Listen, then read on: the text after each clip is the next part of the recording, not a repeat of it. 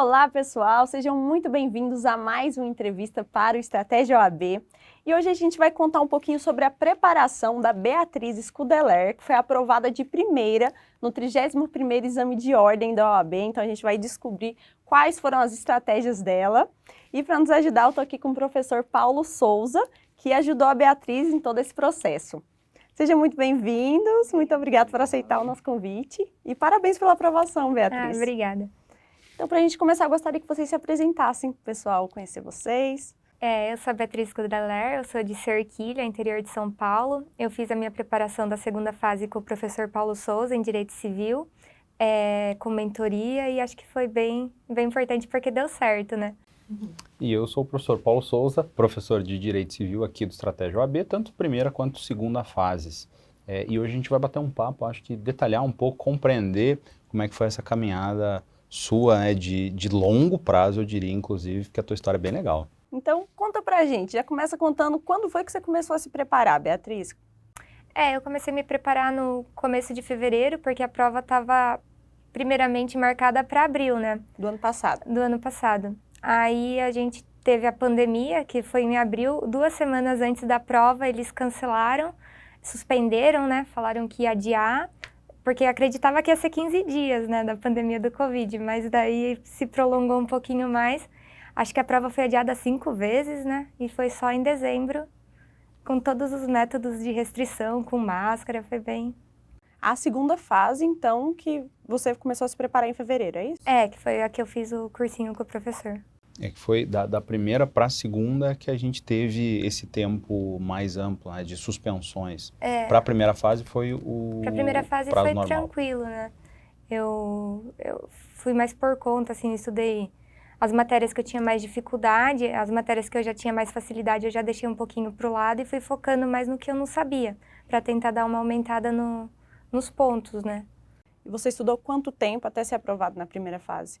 Começou quanto tempo antes? Eu estudei acho que mais um mês, assim, mais focada para a primeira fase.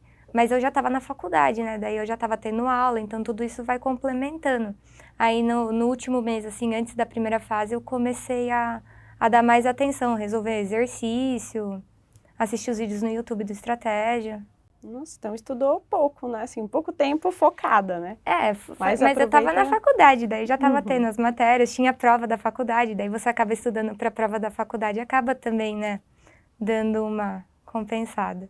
Mas não é tão comum ser aprovado assim na primeira fase, de primeira? Eu acho que depende muito do perfil, né, de como foi a preparação durante a faculdade. A gente sabe que tem gente que tem mais dificuldade, menos dificuldade. Mas Beatriz foi fazer segunda fase em Direito Civil, aí a gente já vê que é um outro nível, é a matéria que mais aprova. Não é? Então, acho que tem vários perfis, mas acho que a grande dificuldade que a gente tem é justamente a preparação de segunda fase, né? Que ela é muito específica e bem mais exigente em alguma medida do que a primeira fase. Pelo menos me parece assim. Eu também senti uma pressão maior, né? Na primeira fase eu fui mais tranquila, porque eu ainda estava no comecinho do 5º ano. Então eu tinha mais exames até eu realmente sair da faculdade e precisar ter a carteirinha, né? Para começar a trabalhar. Aí eu fui mais tranquila, não estava tão preocupada. Mas daí quando eu fui aprovada, eu falei, nossa, agora eu vou ter que passar na segunda, né? Aí foi uma loucura, daí eu comecei a estudar bastante. E você trabalhava e estudava ou conseguiu se focar nos estudos? Eu trabalhava meio período, fazia estágio na área de Direito Civil, consumidor. Daí eu já tinha também no trabalho eu já tinha contato com a área. Na faculdade eu também estava tendo contato com as matérias, então acho que tudo isso ajudou um pouco. E à noite eu fazia a faculdade, né? Aí sobrava um pouquinho de tempo só para estudar, daí que foi mais puxado. Foi difícil conciliar o tempo? Como que você fez? Na segunda fase eu acabei pedindo um afastamento do trabalho para conseguir focar mais no mês anterior à prova. Mas daí teve a pandemia, daí eu tive que voltar a trabalhar, foi tudo muito complicado, mas acho que por conta da pandemia mesmo, acabou estendendo até o tempo de estudo, né? Porque geralmente a primeira fase para a segunda é 60 dias, eu acabei tendo quase 1 ano, né, para estudar, então... Você achou que esse tempo extra, de fato, te ajudou na preparação, assim? Porque muita gente teve problema com isso, né? Você mesmo narrou, né, o teu caso, que você tirou um período de folga do trabalho para poder estudar, E aí depois teve a pandemia e a prova não saiu. Muita gente que fez isso não conseguiu tirar um segundo período de folga depois. E aí, assim, diminuiu o ritmo e teve muita dificuldade. Você achou que foi bom nesse sentido a suspensão? Eu achei que foi bom assim. No começo, se fosse para acompanhar todo o cronograma que é programado, no prazo eu não ia conseguir, porque eu tinha pouco tempo de estudo comparado com, igual, teria que ter 8 horas para conseguir cumprir o cronograma, eu não tinha. Aí eu falei, nossa, eu não vou conseguir terminar. Mas aí, por conta da pandemia, nossa, deu assistir 3 vezes, deu para fazer todas as peças, foi bem mais tranquilo, né? Aí nisso eu achei que foi melhor. Mas acabou sendo um pouco desmotivador, porque você chegava no final e acabava. Aí a prova era cancelada.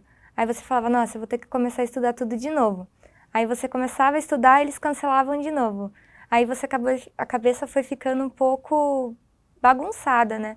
Mas Aí daí você tinha que fazer muita revisão, tá sempre muita fazendo revisão. revisão, toda hora. Aí quando marcaram para dezembro, falaram, agora vai ser facultativo. Os alunos que querem ir vão e os alunos que não querem não vão, né? Aí eu falei, eu vou, mesmo com a pandemia tudo, eu vou. Aí eu falei, agora eu vou ter que voltar a focar bem, né? Por que você escolheu essa área, Beatriz? Eu sempre tive mais contato com o direito civil. A minha mãe, ela é advogada, ela também trabalha nessa área. Então, eu estagiava lá no escritório, eu ajudava nas peças. Então, acho que já tinha uma afinidade, né? As outras áreas eu já tinha um pouco mais de receio. Talvez eu tivesse que estudar muito mais, não sei. Era uma área que eu sempre gostei.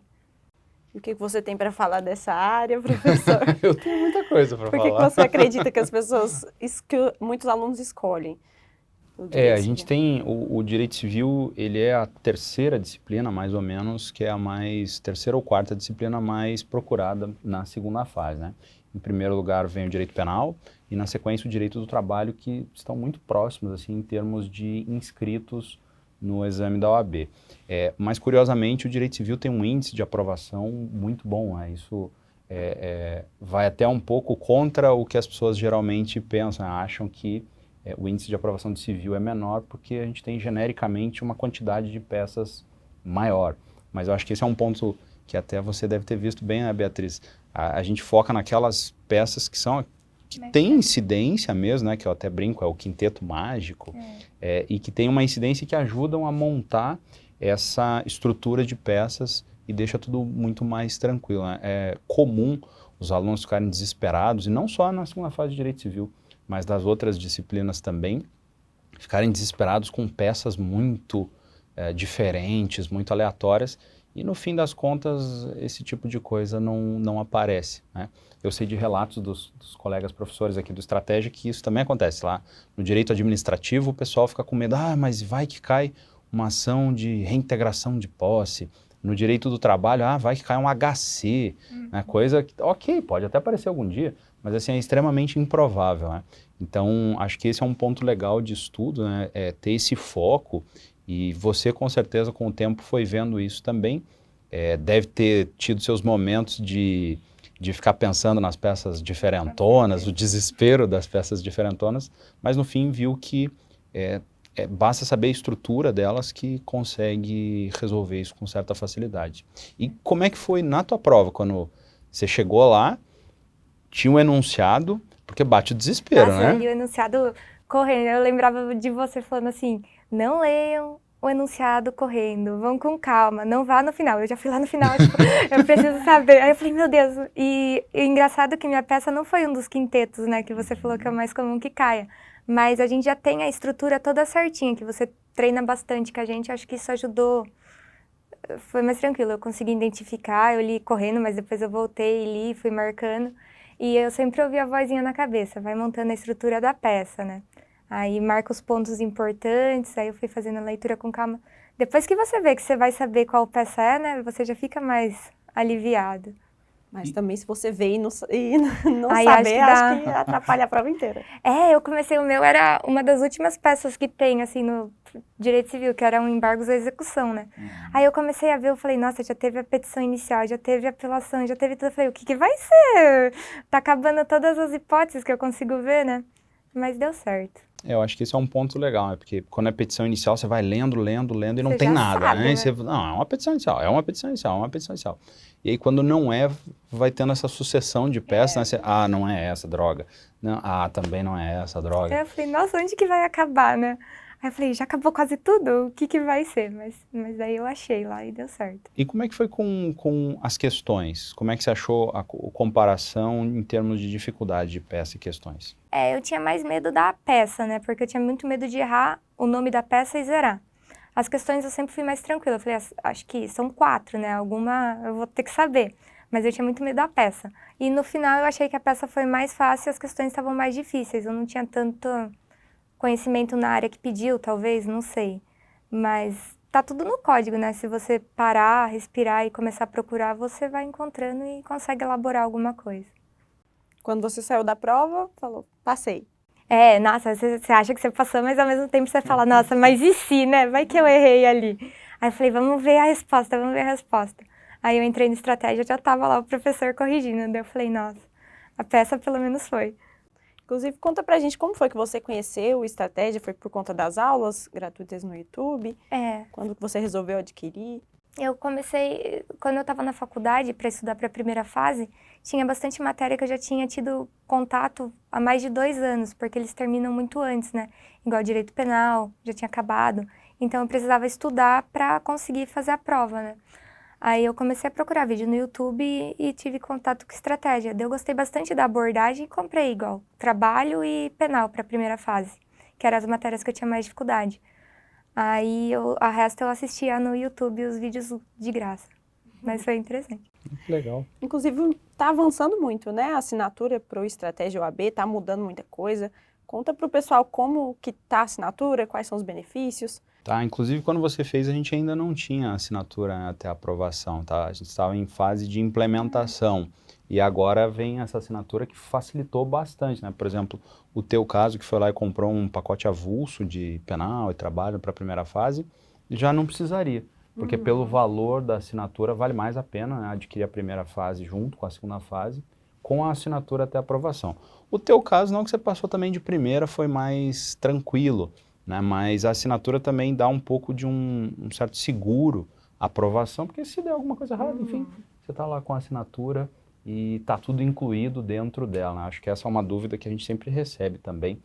Mas mas tem isso? Tem. Mas eu vi que vocês fazem isso. Tem. Né? Todo mundo fica perguntando assim, o que tem? Tudo que tem no Estratégia OAB, na assinatura até a aprovação, tem também. Né? Então, e não é assim um pagamento anual, é o pagamento feito para, uma vez que eu assino, até a aprovação. Os alunos às vezes ficam muito com dúvida, falam, não, mas é até eu passar? Até passar. Mas e se eu não passar de primeira? Mas é até passar. Então é um fator bastante tranquilizador. Né? Traz as videoaulas, o material em PDF. Para a segunda fase, a prática de peças e de questões, que eu acho que é bastante importante. E eu até queria que você falasse um pouco disso também, Beatriz. O que você sentiu da necessidade de prática? Você já estagiava na área civil, então você mais ou menos que já viu alguma coisa, né? Você não partiu do zero. Mas você achou interessante quão importante foi, você julga, na tua aprovação, essa participação dentro dos simulados com correção individualizada? Você acha que isso, de fato, ajuda bastante? Se pudesse, teria feito mais, por exemplo? Como é que você analisa isso? Eu gostava bastante de fazer os simulados e fazer as peças, porque, igual assim, você falou, você já estagiava, mas é totalmente uma estrutura diferente da peça que eu faço no escritório para a peça que eu vou ter que fazer na prova, né? Na prova a gente precisa chamar os pontos que você destaca sempre nas aulas, tem os artigos, tem as questões do que pontua, né? O que você não pode fazer, igual transcrever artigo, é normal. No escritório a gente transcreve artigo, mas na OAB se você transcrever um artigo você zera. Então são bastante coisas que acho que na prática simulada era bem interessante. Teve uma peça que você corrigiu minha também, que era um termo que eu usei, que na prática a gente pode usar, que era caso Vossa Excelência não entenda. E no caso você falou, não, você tem que usar o termo subsidiário, senão você não pontua. Então são questões bem específicas que se eu não tivesse feito a parte individualizada e as peças eu não saberia e poderia ser que eu não tivesse tido uma aprovação de primeira ou fosse um pouco pior, não sei. Vamos até voltar um pouquinho. Eu gostaria que você contasse para a gente um pouquinho da sua metodologia. Quais materiais que você se adaptou melhor? Como que você fazia as suas revisões? Eu gosto bastante, acho que isso vai também de cada pessoa, mas eu tenho bastante facilidade em ouvir. Eu gosto de ouvir, por isso que os vídeos aulas para mim são bem interessantes, porque eu assisto e vou gravando. Agora a leitura eu já não gosto tanto, igual a professora falava, tem que ler o PDF. Daí eu falava, mas eu gosto mais dos vídeos, né? Mas se eu tinha alguma dificuldade eu ia e tentava entender mais, mas eu acho que isso é também um pouquinho de cada pessoa. E eu gostava de fazer a prática, igual eu fazia bastante exercício. Isso é bem diferente, né? Porque a maioria é Gosta de aprovado ler. estudando muito pelo PDF.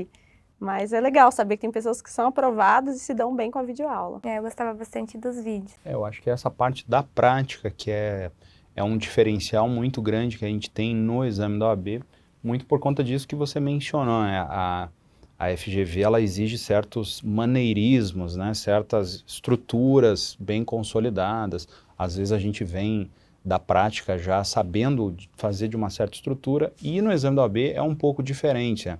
Não é que seja mais certo ou mais errado, mas é o jeito que a banca exige que seja desenvolvido. E às vezes é aquilo que você falou, eu no escritório escrevia essa expressão aqui, lá no estágio, mas no exame tinha que ser essa expressão aqui. E de fato, né, é a mesma coisa, mas se você não usasse aquela, não pontuaria. E é um ponto aqui, um ponto acolá, e esses pontos que fazem a diferença, né? Inclusive a gente até estava conversando um pouco antes, né? Você me falou que vários pontos que você escreveu de fato, né? Colocou lá na prova, eles acabaram nem sendo corrigidos, né? No fim você acabou não recorrendo, mas deu para notar essa especificidade, essa necessidade de citar expressões, palavras-chave bem peculiares mesmo. Você achou que a prática ajudou nesse sentido? Sim, eu acho que ajuda com certeza. E outra coisa que eu acho legal também que na mentoria, você chegou, quando terminou o exame e saiu o caderno de correção, você virou para mim e falou assim, você vai precisar que faça um recurso, você passou, como que tá? Teve bastante coisa que eu coloquei que não foi pontuada, então talvez se eu não tivesse atingido a nota, eu ficasse muito desesperada, eu ia precisar fazer um recurso em um dia, fazer bastante coisa, que eu ia ter um auxílio do professor, né? Aí eu acabei nem recorrendo por conta disso, eu falei, não, já tá aprovada, eu vou pedir para aumentar a nota, é muito desnecessário, assim, no meu ponto de vista. Mas eu achei que foi bem legal esse suporte, porque se eu não tivesse atingido, talvez com o recurso, e eu não sei como seria fazer no dia, no nervosismo, protocolar, porque tem todo um processo, né? Uhum. Ele é bem burocrático, sisteminha e tal. Daí isso eu achei bem interessante também. Paulo, como está funcionando a mentoria agora? Eu sei que mudou muita coisa. Como está funcionando a mentoria, esse apoio dos professores na nova assinatura?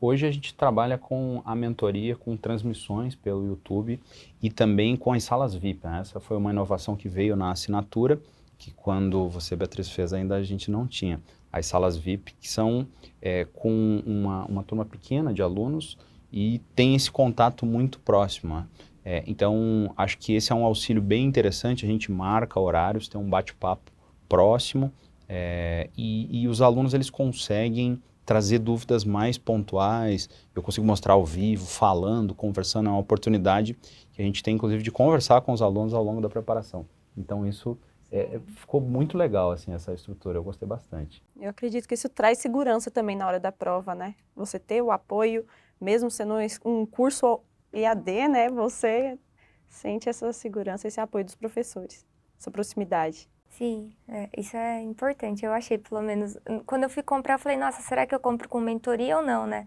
Falei, nunca fiz, não sei como vai ser. Aí eu falei, vamos, né, vamos testar. Mas no final achei que foi bem interessante, porque vai surgindo umas dúvidas malucas na sua cabeça que você fica, nossa, eu vou perguntar, né, vai que caia. Mas daí você já tem um suporte, você se sente mais tranquilo. E durante esse período, né, porque você passou lá pela preparação durante a pandemia, eu acho que teve, eu vou apostar que teve um momento em que você falou assim, Jesus, eu não vou mais estudar, pelo amor de Deus, vão de novo postergar essa prova. Como é que você conseguiu enfrentar esses momentos assim de baixa, né, de desânimo, de pensar, não adianta estudar porque vai dar ruim de novo, né? Não vai Chegou sair a pensar, não vai ter exame. nunca mais essa prova? E você fica bem desestimulado. O meu, acho que foi na terceira adiação, eu falei, nossa, agora não vai ter essa prova, porque saiu um adiamento sem data definida. Daí eu falei, nossa, eu vou ficar estudando e quando vai ser, né? Aí foi bem ruim. E você já tava num estresse, porque eu já tava estudando um monte, eu tava me dedicando pra caramba, e toda hora era adiado, adiado. Aí eu falei, nossa, eu vou ficar até quando? Até o clima tava tenso lá em casa, que falavam que eu tava muito bitolada. Aí eles falaram, dê um tempo, espera, depois quando remarcar você volta, né? Daí eu ficava, vou estudar só um pouquinho. tipo, controlar um pouquinho, vou estudar um pouquinho menos. Eu já sabia todas as falas do professor, tinha decorado as piadas, tá? Já nem ria, Eu né? assistia e falava assim, ele vai falar isso agora. Nossa, eu sabia, já conhecia. Aí eu o falei, vou professor. ter que parar um pouco pra descansar, senão você fica louco, né? Mas daí no final eu voltei e assisti de novo. E aí, mais para a reta final, você voltou com prática, de pegar peças, questões Sim. mesmo. Eu fiquei, durante a pandemia, eu fiquei mais vendo os vídeos, não fiquei fazendo tantas peças, fazia um pouco das questões, mas daí quando saiu a data definitiva e foi informado que não mais teria adiação, daí eu falei, agora eu vou seguir o cronograma, né? Aí vocês divulgaram um novo cronograma pra gente, pra tentar acompanhar, daí eu fui seguindo ele. E o que você acha que foi o seu diferencial? Você viu alguns colegas sendo reprovados? Por que você acha que foi aprovado assim logo de cara? Eu acho que depende também um pouco da pessoa. Igual eu acho que eu acabei me esforçando bastante. Eu tirei um tempo da minha vida para me dedicar à prova da OAB. Eu falei, eu quero passar, é um objetivo, e para isso eu tenho que seguir o cronograma, assistir às aulas, fazer tudo certinho. Às vezes as pessoas acabam ficando um pouco cansadas, porque é desgastante, igual você trabalha, vai para a faculdade e tinha que assistir aula. Eu ia assistindo onde dava, igual eu ia na van, eu ia assistindo na van. Então acho que é um pouco disso também, você tem que se esforçar para tentar dar conta, porque se você for deixando e falar, depois eu compenso, aí acho que não... Teve que abrir mão de vida social também? Eu tava mais na pandemia, daí deu até uma ajudada, Já não não tinha tinha muito. muita vida social. Mas igual eu gostava bastante de ficar de fim de semana mais tranquila, daí eu tentava compensar, né? Igual, durante a semana eu não consegui estudar tanto, talvez um sábado de manhã, mas eu preciso confessar que nessa parte eu tinha um pouco de dificuldade. E Beatriz, o seu objetivo é se tornar advogada e crescer na carreira mesmo? Ou é mais para facilitar em algum concurso, pegar prática? Não, eu não tenho vontade de prestar concurso, pelo menos por enquanto, né? Eu quero advogar mesmo, eu tô com a carteirinha já tô dando uns processinhos, umas entradas, tá tendo julgamento, eu tô começando nessa área e pretendo expandir que dê tudo certo. Como que foi a sensação de ver o seu nome ali na lista de aprovados? Nossa, a Como lista foi de no aprovados dia? saiu uma lista enorme lá que você nem se acha, vai vindo por cidade, eu falei, nossa, e agora, né? Aí eu peguei no computador e coloquei Ctrl F e coloquei meu nome, né? Aí apareceu 100, daí eu falei, nossa. Aí eu coloquei S, daí tinha duas, e a primeira não era eu, daí eu falei, meu Deus, só tem mais uma chance. Daí no que eu mudei era eu, daí Nossa, eu falei, deve não. bater um medo, né? Ele, né? Achei. Eu falei, será que sou eu mesmo? Se você pudesse, assim, voltar no tempo, o que você faria diferente? Ou foi tudo... Não, acho que, forma correta? não sei, acho que eu não faria nada de diferente porque deu certo, né? Mas talvez eu teria me cobrado um pouco menos, porque eu tinha muita pressão. Igual na minha família tem gente que é ao contrário, mas ninguém me cobrava. Falava, se você não for aprovada nessa, tranquilo, vai ter outras provas. Mas eu punha muita pressão em mim mesma, eu falava, eu tenho que ser aprovada, eu preciso. Aí acaba ficando um pouco estressante, né? Sim, você se cobrava demais e viu que isso não teria tanta necessidade agora, né? Eu tinha muitos medos bobos, acho, que na época faziam sentido, mas que hoje, quando você olha pra trás, não... Isso é não muito faz. importante, né? Uma dica boa pro pessoal que está nos assistindo. Vai dar tudo certo. Eu, na época que eu estava estudando, eu também senti muito isso, muito mais uma autocobrança do que uma cobrança das outras pessoas. Minha família também foi bastante compreensiva, mas se bem que até hoje eu não sei se era uma compreensão só da boca para fora, né, para não colocar mais pressão, pode ser isso também. Mas o meu pai e minha mãe sempre falavam, não, fica tranquilo, né? Eu, na época, estava me preparando, inclusive, para o acesso ao mestrado, eu estava bem dividido, estava uma loucura a vida, e eu ficava pensando justamente nisso, né? Pô, eu fiz 5 anos de direito, aí eu não vou passar nesse exame. Meu Deus do céu, como é que eu vou falar para as pessoas que eu não passei no exame, né? E a minha história é muito curiosa porque a minha segunda fase foi cancelada. Teve uma fraude E aí... E você fez a prova, estudou e foi cancelado. E eu tive que fazer 2 vezes. E você acha que alguém acreditava que a prova tinha sido cancelada? Não, todo mundo falava, reprovou na prova, vai fazer outra, inventou uma desculpa, né? E isso criou ainda mais pressão para a segunda vez que eu fiz. Mas, por sorte, assim, também foi como você. Eu bati o olho, reconheci a peça com certa facilidade, as questões estavam num nível ok, mas a cobrança que eu tinha em mim mesmo era muito, muito, muito grande mesmo. Olhando para trás também, eu acho que é um pouco disso, né? Pensar, não tem segredo, você tem uma estrutura, fazer uma prova, ela é sempre do mesmo jeito, não tem como trazer grandes surpresas, né? Você fez um estudo cadenciado, é sentar lá, tranquilizar e fazer a prova, né? Porque eu recebo também muito relato de aluno que, assim, são alunos muito bons, que vão muito bem nos simulados, pelo nível, pelas perguntas a gente consegue ver também o aluno, né? Ele faz uma pergunta, eu não vou nem dizer básica e avançada, mas é uma pergunta que dá para ver que a pessoa estudou, refletiu sobre aquilo, né? Então, tem alguns desses alunos que você olha e fala, não, esse aí passou, né? Nossa, tranquilo. Aí ele volta, ai, professor, eu reprovei, eu perdi o controle de tempo, a hora que eu vi, eu tive que transcrever tudo rápido. Então, eu acho que é ter um pouco dessa tranquilidade e saber que, enfim, você fez o teu trabalho lá para o dia da prova. Esse é um ponto também legal, que muitos alunos enfrentam problemas. Controle de tempo no dia de prova. Como é que foi? Como é que você fez? Qual que foi o teu tutorial, assim, da hora que você sentou lá na cadeira? Ah, eu fiz peça, eu fiz questão, fiz assim, fiz... Como é que foi? Na segunda fase eu tinha um pouco de medo também por conta do tempo. Mas você deu uma dica e falou assim, não transcreva, você anota os pontos, porque se você for transcrever não vai dar tempo. E é verdade, né? Não ia dar. Aí eu anotei os pontos da peça, eu parei e falei, agora eu vou ver as questões. Aí eu fui, fiz algumas questões que eu sabia, as que eu não sabia eu deixei em aberto. Aí eu voltei para a peça, fiz a peça, fui resolvendo as questões que eu sabia e deixei as que eu não sabia para o final, né? Pelo menos se não desse tempo era uma coisa que eu já tinha mais certeza que eu não ia perder.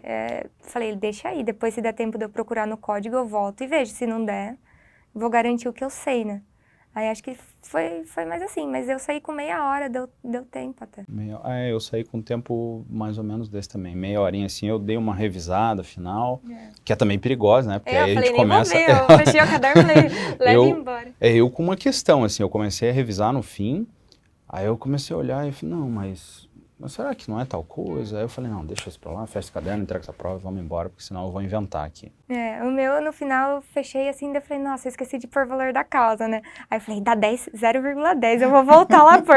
Aí não tinha espaço, daí eu falei, eu vou pôr aqui na frente, porque o professor falou que vai dar ponto em qualquer lugar, desde que esteja, né? Aí eu fui, e colocou? Coloquei. E deu aí. Eu falei, ó, meu 0,10. Amém. Pô, que legal. Foi bem no final, eu tava entregando, eu falei, nossa, e não tinha mais linha. Aí eu tive dificuldade com linha, porque eu escrevo bastante, né? Aí no final eu comecei a não deixar espaço nenhum, porque você falava, não deixem espaço não vai te dar ponto. Daí eu falei, agora vai, né? Mas no começo você deixou bastante espaçamento ou não? Eu pulei uma linha só, mas... Uma linha e ficou no limite da peça. No final. Nossa. Mas sua letra é grande? Não, pior que é pequeno, não sei o que eu escrevo Caramba, tanto. Acho que eu tenho medo escrever. de que não vejam, daí eu vou colocando. Eu fui fazendo por tópico, né, pra tentar chamar mais atenção. Mas não sei o que aconteceu lá. Só sei que faltava linha no final. Eu falei, agora vai ter que apertar, né? E nas questões, como é que foi As o limite? Sobrou, tranquilo, né? É muito espaço, acho, para as questões e pouco para a peça. É verdade. Eu acho que isso é uma... porque as questões, elas são bem pontuais, né? É tal coisa, é assim, ponto, acabou. Não tem muito o que argumentar.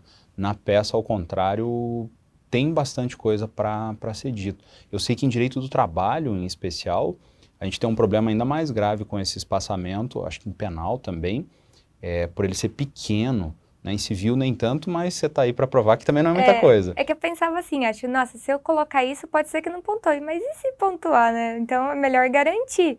Aí acho que no final, quando eu fui ver, tava faltando espaço, mas deu certo. Eu apertei lá e parei de pular linha. E como é que foi com o uso do vade-mecum? Você conseguiu lidar bem? Teve dificuldade para achar alguma coisa? Acha que o treino que você fez com peças e questões antes te ajudou no dia a te dar mais facilidade de busca? Como é que foi? Não, é totalmente diferencial. Igual eu não tinha prática nenhuma com o Vademecum, porque a gente sempre está acostumado com o computador, né? Aí vai Ctrl chegar F, lá né? na hora, é o Ctrl F. Aí chegar lá na hora, você tem um livro e tá tudo lá, agora você tem que achar, né? Aí você deu a dica dos clipes, né? Eu coloquei, tava tudo preparado lá, o VAD, grifado nas coisas que eu achava que era mais importante. Nossa, no final tava sabendo tranquilo mexer nele, o companheiro.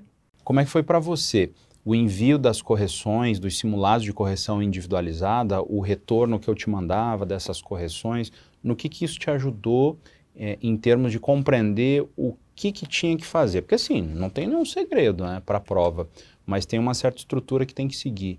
Isso, e você já vinha, né, de uma experiência prática de estágio, no escritório, então como que isso foi te ajudando a mudar e a tomar o caminho de fazer a peça e as questões do jeito que a banca exige? Isso eu acho que é uma coisa interessante, porque se eu não tivesse feito cursinho, eu não ia ter noção nenhuma da estrutura que a banca exige.